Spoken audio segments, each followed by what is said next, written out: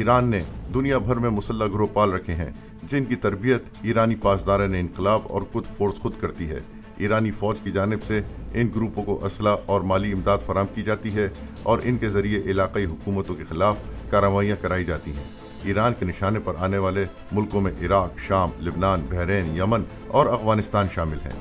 انصار اللہ ہوتی یمن میں ایک اقلیتی گروہ ہے جو ایرانی حکومت کے اشارے پہ 2014 سے ایک جمہوری طور پر منتخب یمنی حکومت کے خلاف لڑ رہے ہیں۔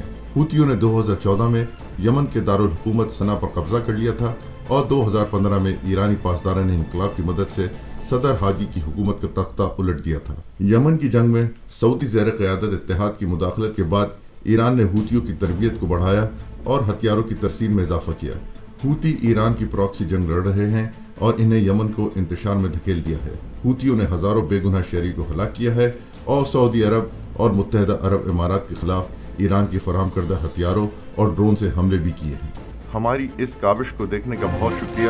برائے مہربانی ہمارے چینل کو سبسکرائب کریں اور اس ویڈیو کو زیادہ سے زیادہ شیئر کریں۔